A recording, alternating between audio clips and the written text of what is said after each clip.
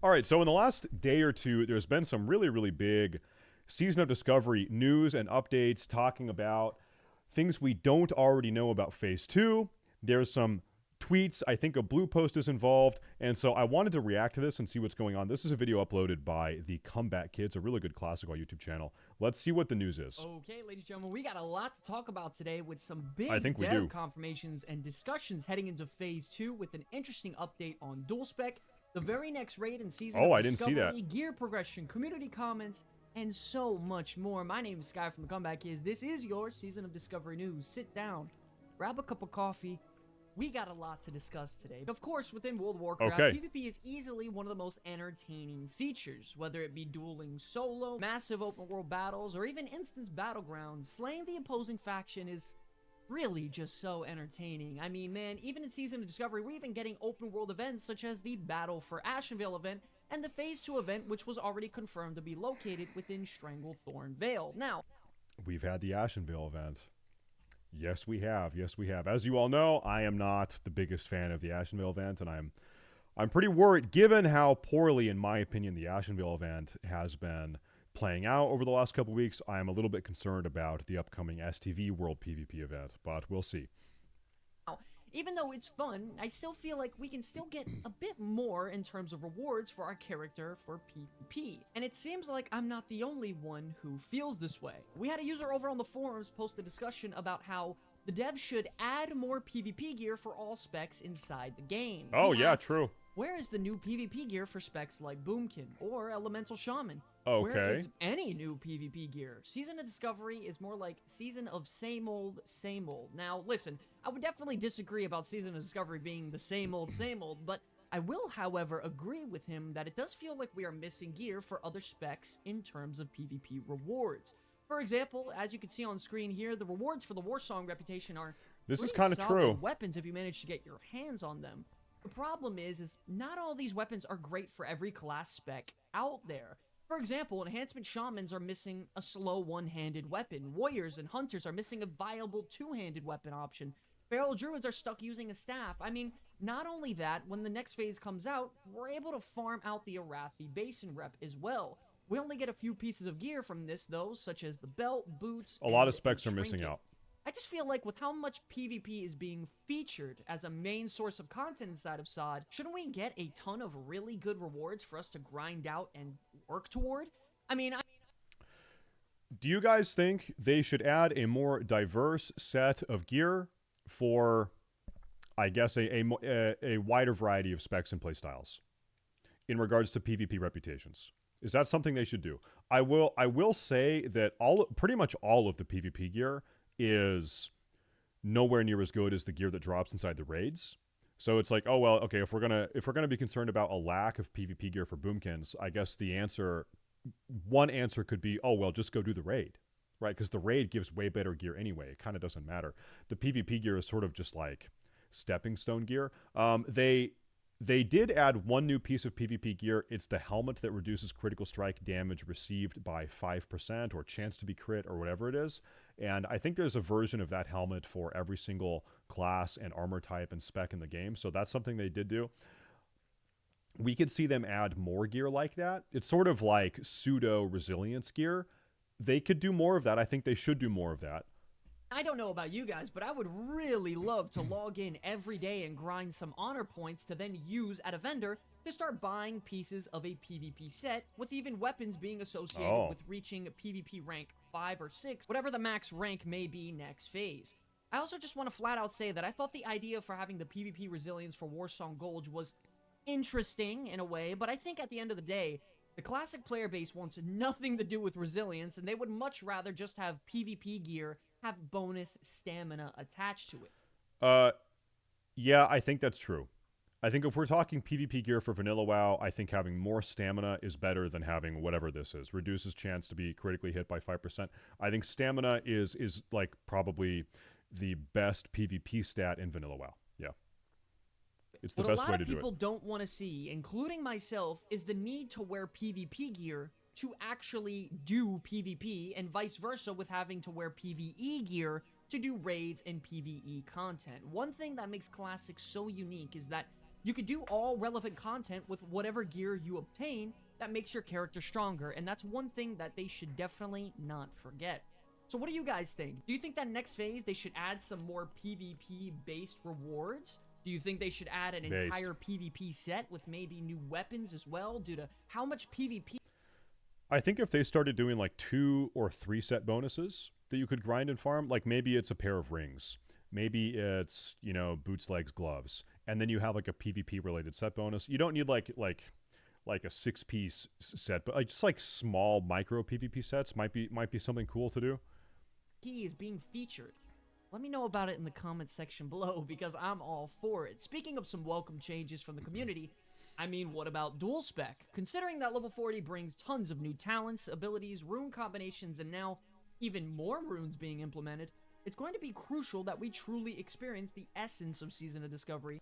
Okay, yes or no? Do you guys want dual spec at some point in Season of Discovery? Yes or no? Do you want dual spec in Season of Discovery?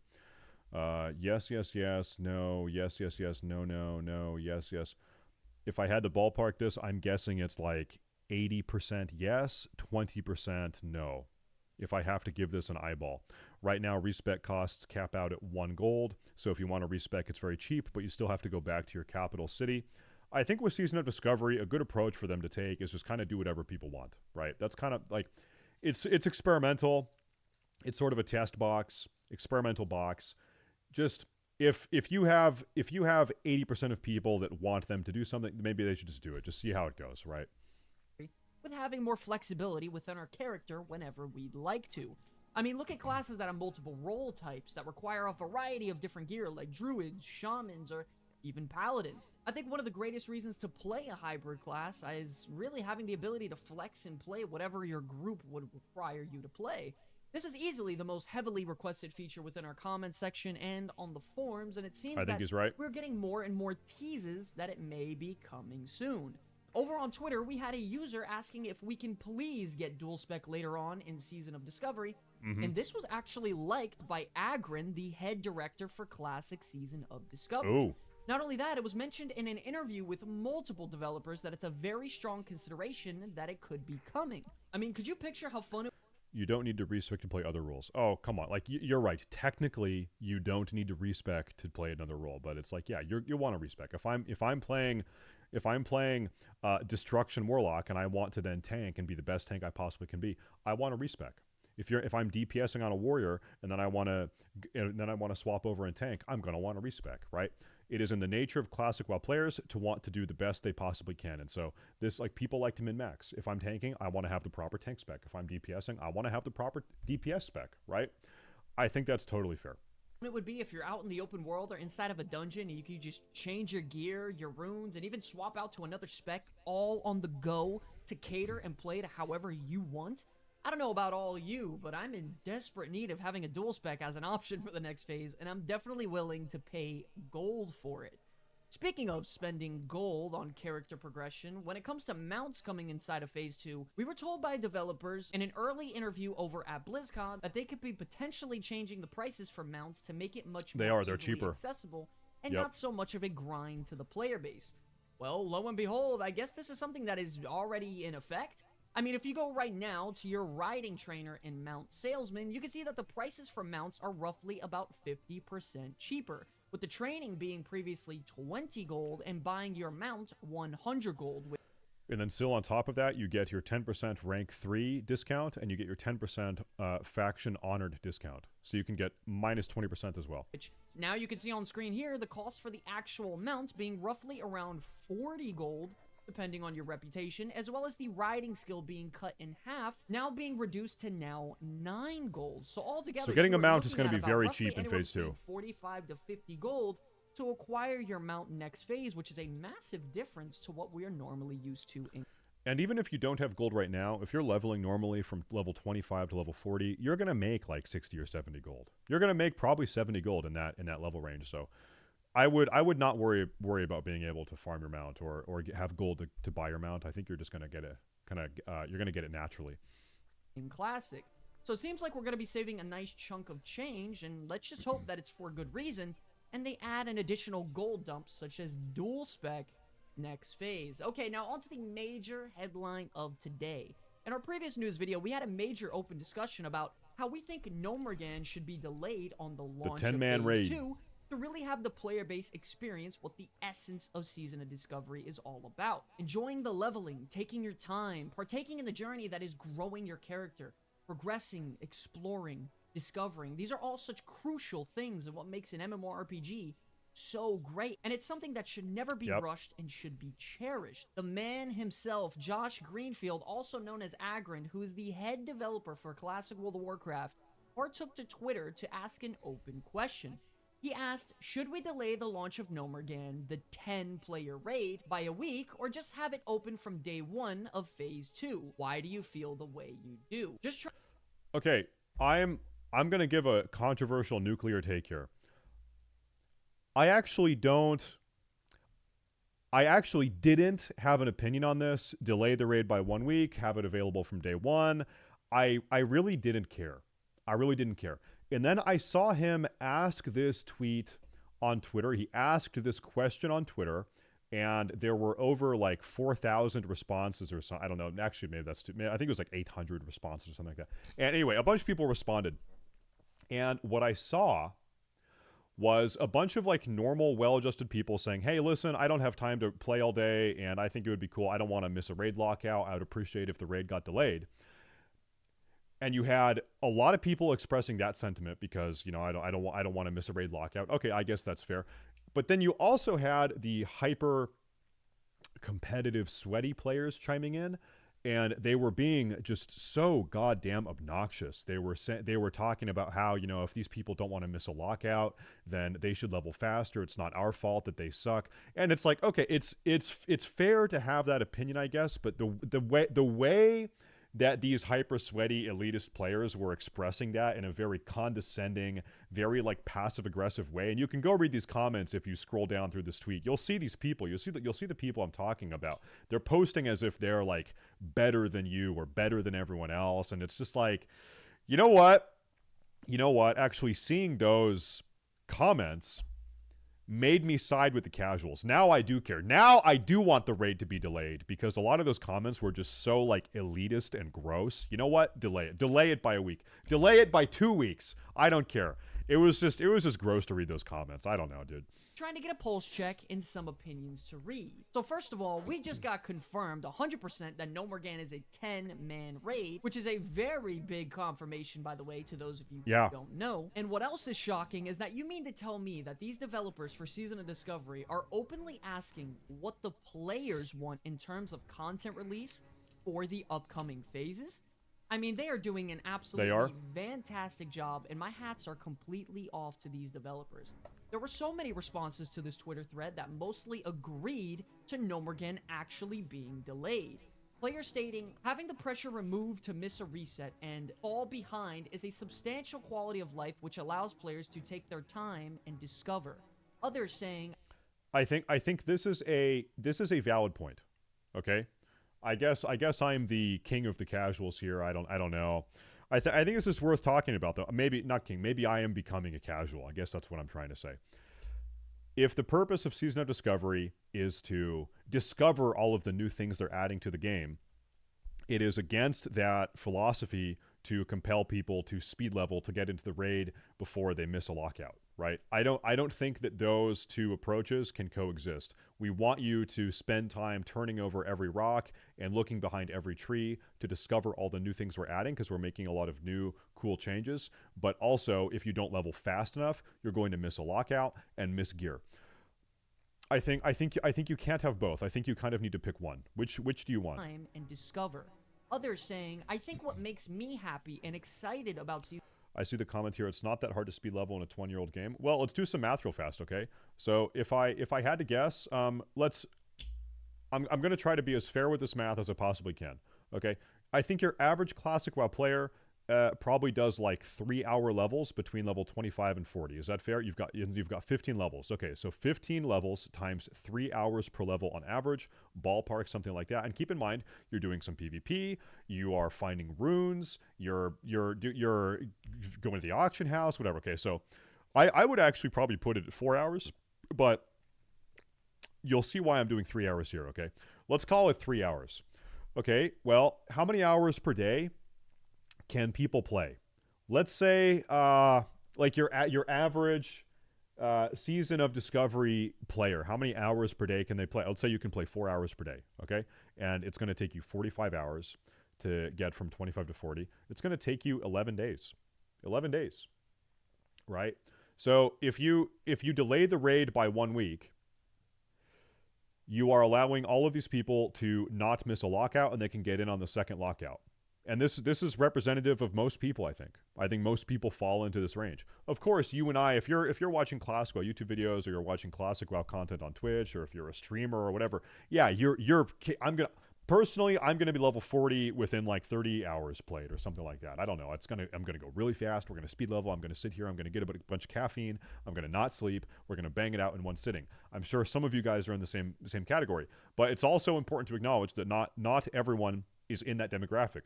In fact, most people are very casual, and it seems to be that Season of Discovery is targeted, intentionally so, towards those casual players. So I think it's okay to acknowledge, you know what? The game doesn't have to be designed around absolute turbo nerd, no-life players like me, or maybe like you. It's okay if the game is not designed for you, absolute hyper sweaty player, because that's not how most people are. That's not how most people engage with the game, right? I think it's fair. Season of Discovery is that I don't feel like I have to rush to the max level in raid log like every other state of the game feels like at the moment. I can explore the changes to a game I've loved for years. Even other super hardcore sweaty players saying, I'm a sweaty parser who will force myself to hit level 40 to get kills in on the first lockout. But man, I would love to have way more fun leveling if there wasn't a rush to 40 with so much focus on that first lockout. Please delay it a week. It's only ever been good for the game. Now, this is, I talked about sort of the elitism and better than thou sentiment being expressed by sweaty no-life hardcore players.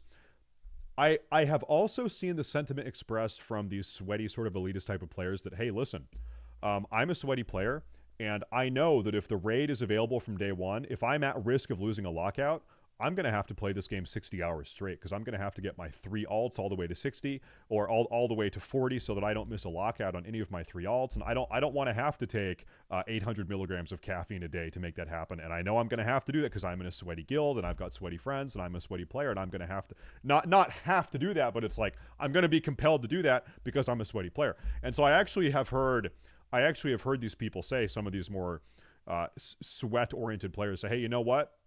As a sweaty player, I hope it is delayed, because then I can sort of go a little bit more.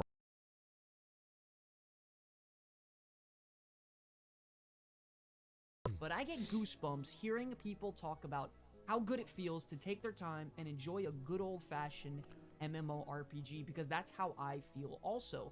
I mean, this is what it's all about. The community coming together as one to enjoy something that's never been done before, that once again, Blizzard is trying to revolutionize. For those of you that are worried about difficulty also, when it comes to Gnomeregan, you should also understand that the developers are talking about this as well. Agron states that it's important to set some very clear expectations. The raid will definitely be cleared quickly, 100%. We're not here in Season of Discovery to make hyper difficult raid content in these level up raids. It might not be easy for everyone, but hyper-organized groups and comps will get it down. Which, honestly, this should be a real relief to most of the player base out there. Because, listen, don't get me wrong, I love super difficult content in raids that require progressing and some time to put into and work through. Like I said, maybe I've gotten old, I'm a boomer casual these days. I'm going to draw a little chart for you guys, okay? So, this is not an IQ bell curve chart. This is a time invested chart, okay? This chart is going to be called average WoW playtime per day chart. Okay, that's the name of this chart. And so I'm going to put that right at the top. And so right here in the middle, guys, what I'll draw a little line right there. Your most average Classic WoW Season of Discovery player, how many hours a day do you think they play? If they're playing, how many hours? Like, I don't know, like maybe 2 hours or like 2.5 hours or something like that. Just like run-of-the-mill average player. 3 hours. I'm looking at my chat. Let's call it 2.5 hours, okay? This is 2.5 hours. All right? And so most people fall into this category. Most people are average. And then you have these people. These are your hyper sweat no life players, and these are your extremely casual players. And so maybe your absolute hyper sweat players. These guys are down to play like 16 hours per day. They're absolute turbo nerd no life guys. And then these guys down here. These are people that don't interact with the game really at all. They play on a daily basis, but they play at the minimum level, and maybe for them that means like they log in for like 5 minutes to check their auctions, and that's it, right? And then they do the auctions, and then they log back out, and then maybe once a week they log in to do their raid for 45 minutes or whatever, and that's kind of what it is. Okay, these are your absolute hyper raid loggers if you average it out. Okay, and so if we're talking about which demographic should the game be designed around, like, which demographic should this game be targeting if we want the game to be the biggest and most successful game it possibly can be with the highest number of people playing? I think you want it to be in this area, right? 5 minutes, yeah, 5 minutes. You want to design the game around people that only play 5 minutes a day. No, I think you want to design it for the average players, for the average, most common denominator type of player, because there's the most of them. And I think having content for these people is important too, and having content for these people is important too. But I think when you're really looking at how the game ought to be designed, first and foremost, I think you want to look at making these people happy. That's my take. And maybe you're going to call me a casual. I don't know, but I really do think that is good. But if you want those sort of things, these level up raids are just simply not going to be that, and that's a really good thing. Remember, ladies and gentlemen, we're only level 40, and I'm sure things are going to get really crazy as we, reach those higher levels in Season of Discovery. I do think raids are going to get too raids that require progressing and some time to put into and work through. But if you want those sort of things, these level up raids are just simply not going to be that, and that's a really good thing. Remember, ladies and gentlemen, we're only level 40, and I'm sure things are going to get really crazy as we, reach those higher levels in Season of Discovery. I do think raids are going to get tuned up bit by bit in terms of difficulty, but they're definitely going to make sure that that aspect... Sounds like retail, hold up. Making the game casual is why retail is bad. An example of this is LFR. Real quickly, I don't want to get bogged down in the retail discussion. I will say, I don't think LFR is the reason why retail is bad. Okay, I think it is a much more complex and nuanced discussion that takes like 2 hours to unpackage properly. I don't think you can hyper consolidate the reason why. You can't isolate the one reason why retail is bad as LFR. I don't think so. In fact, I think in almost every way, seriously, in almost every way, I think that retail is actually sweatier and more challenging than classic WoW. So this notion that retail is way more casual than classic, I don't even agree with that. I think retail is, generally speaking, a sweatier game than classic, outside of the exception of the classic WoW ranking system, which they have changed. In 2019 or 2020 classic WoW, you were incentivized to farm honor literally all fucking day, 18 hours a day, 7 days a week to get your bracket 1 slot, and you're stacking your brackets. The system doesn't even work that way anymore. So I think now that system is fundamentally changed and you're not incentivized to play the game in that way anymore in Season of Discovery or also classic era now where it's changed as well, I don't think that classic WoW is anywhere near as sweaty as retail. Seriously, I really don't. And maybe I'm going to get flamed for that, but I really don't. Isn't overtuned so that everyone can try to partake and have a good time. They actually even reinstated this by Agron responding to Drast, stating, "There is no point to the race at all. The raid will be cleared within the hour no matter how you implement it. All it does is ruin another potential for people having a fun race." Agron responds to this with, "The race won't be much of a race for a guild like yours, but making super hard content for these leveled up raids is just not..." Drast, by the way, is in the guild Salad Bakers, very competitive guild. I think that's his guild. A goal here. You and yours may blast through it. Normal players may struggle a bit. You won't. And honestly, I couldn't be happier with his... Okay, so this is I'm going to draw another visual here, okay? This circle, and I'm going to totally make this up, but it's, bear with me. This circle here represents people that care about racing for World First Gnomeregan.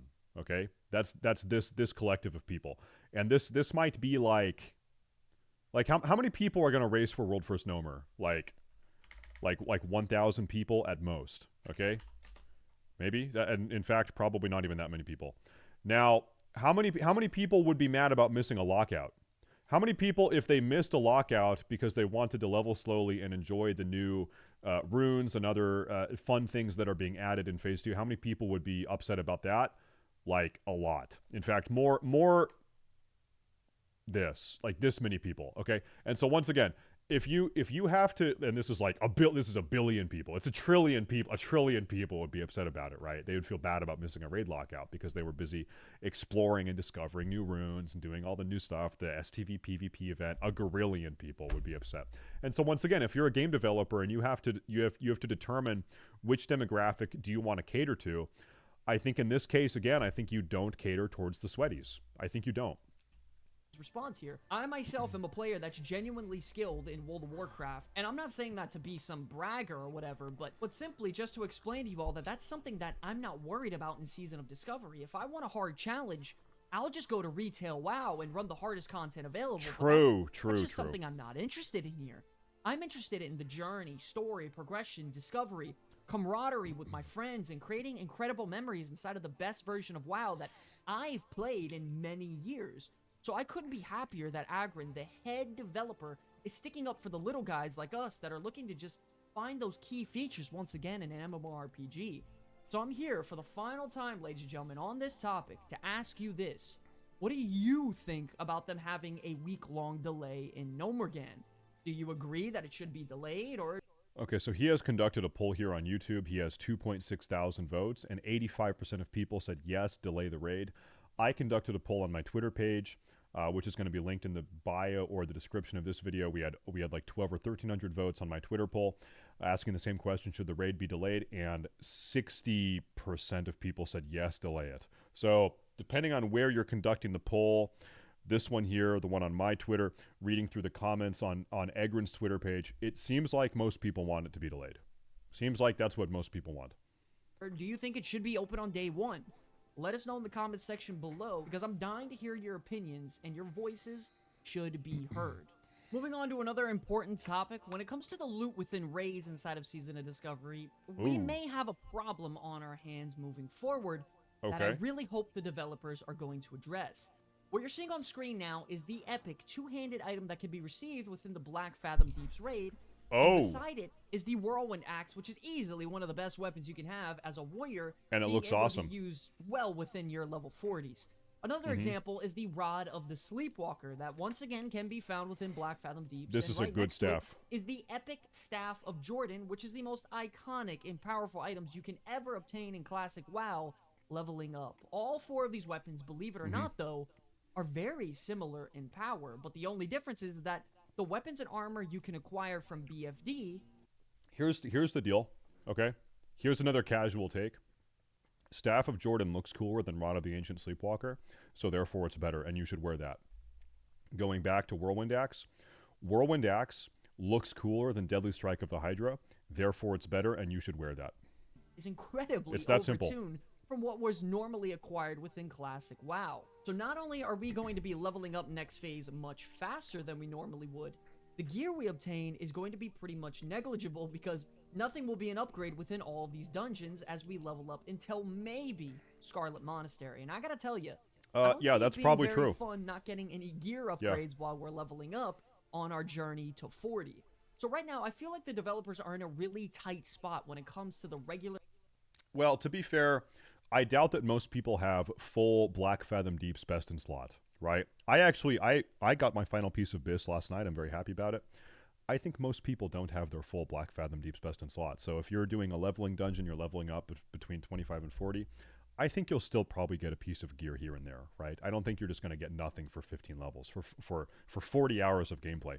I might not, considering I have the best in slot, but I don't know. I think most people aren't in that category. Classic loot that you're able to obtain. Should they maybe buff up the loot tables within the next set of dungeons to at least be able to keep up with the Black Fathom Deeps gear? Do they do something as crazy as dropping the item power of the gear we have now the second the phase launch? Yo, crazy idea just popped in my head. What if they take the Black Fathom Deeps loot and they distribute it amongst bosses in leveling dungeons? Like, what if they took some of the Black Fathom Deep's 10-man raid loot and put it into, like, Razorfen Downs or something? So if you're doing a normal leveling dungeon, you could get some of that loot while leveling. You have an alternative way to get it. That could be something they do. To be honest, this is something that I really don't even have an answer on how they can fix. If you have an idea, please leave in the comment section below. But I think kind of like Gamma going to Dungeons. be a problem. And once kind of again, like that. today is another day I'm waking up grateful that I'm not a game developer for a super tough game to make like World of Warcraft. So once again, shout out to all you guys working as hard as you can to please as many players as possible. So if you have an idea of what they can do or an opinion on it, let us know in the comment section below. Once again, with the coming of Phase 2, I'm sure we are going to get additional grinds for all of our characters. One of those grinds, though, I can strongly say with confidence, is going to be your reputation with the Durator Supply and Logistics rep, which is the brand new rep inside of Season of Discovery. I'm sure you all know the key way to grind out this reputation is by looting and completing waylaid supplies. The boxes. By inputting certain items and turning them into a supply representative.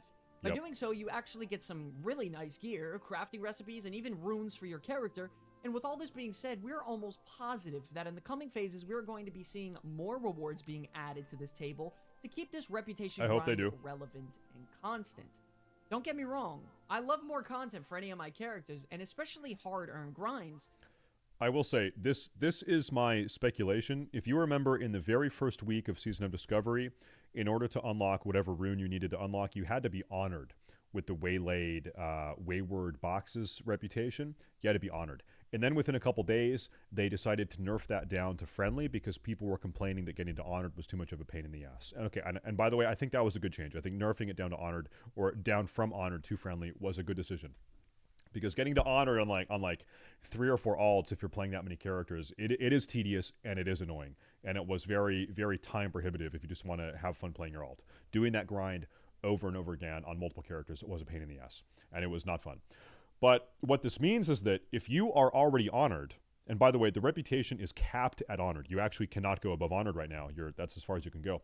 If you got to honored in the first week when it was necessary to get your rune, you probably are already all set for Phase 2, because in Phase 2, I don't imagine that they will require you to be revered. I think they will have the Phase 2 reward, or rune, whatever they're blocking behind that rep.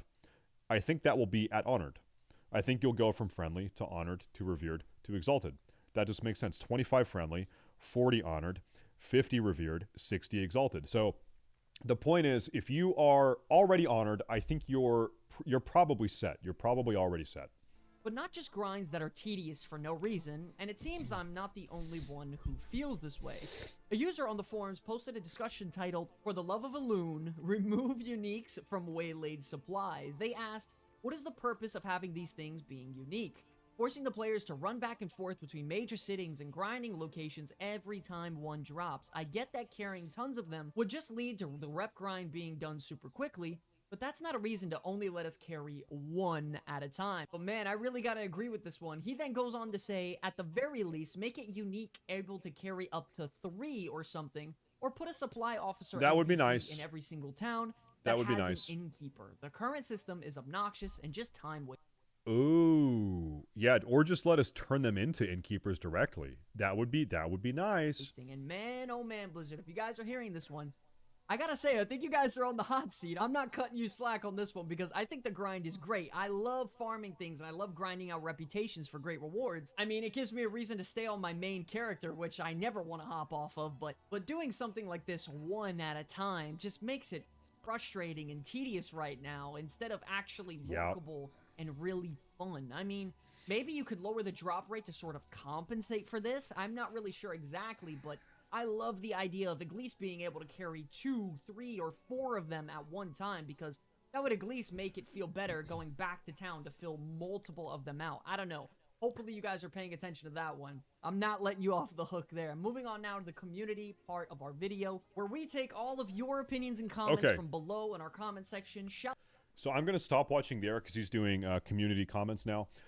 I do think letting people carry 2 or 3 boxes is probably a good idea. I mean, you could have a whole box market where maybe you're even letting people trade boxes or list boxes on the auction house. There might be pros and cons to that. I don't know. Think about it. This has been a really, really good video. I'm going to link this video here in a second in the chat. There was one more thing that I wanted to include in my coverage here, is that Nora Valletta, who is on the Classic WoW dev team as well, she's the lead software engineer for World of Warcraft Classic. She dropped a tweet here earlier today, a couple hours ago, and it said, "We are very excited to share more about Phase 2 soon, including a sneak peek of the new Gnomeregan raid, the Stranglethorn Vale PvP event, Battleground matchmaking updates, and more." So they have not released any new information today, but I would guess that at some point in this upcoming week, in the next couple days, I would imagine that we hear more about this. The big deal here, I think this is news. This is a little bit groundbreaking. Battleground matchmaking updates. As you guys know, there's been a big, long, turbulent, ongoing conversation about whether or not the pre-made meta should be shaken up. Should you allow pre-mades? Should they have their own separate 10-man pre-made queue? Should pre-mades be capped at 5 people? We've talked about that a lot here on my channel. I'm sort of a 5-man pre-made type of guy. I think that's probably a good middle ground, but obviously this is everyone has their own hot take about this, and so we're not going to get bogged down in the discussion today. But the point is that they are aware of it, and they are going to do something. They are going to do something. They are unhappy with the way the pre-made meta has manifested so far, and they're going to add some sort of matchmaking queue. They're doing something. So that's the big breaking news of today. We need to wait a couple days probably to see what it is. But I think that's going to wrap up the video for the day. As we get closer to Phase 2, things are kind of heating up. There's a lot to talk about. I think Phase 2, level 40 meta, I think it could be... Maybe it's going to be the best phase. I think level 40 could be a really, really cool meta. I think it's either going to be 40 or 50, but it totally could be 40. I'm very excited. So we're counting down the days. What do we have? 2.5 weeks? 2.5 weeks. So thank you guys for watching. As always, check the bio, check the description of this video for all the important links. And I'll see you in the next one. Take care, everyone. Thanks for watching. And as always, stay safe.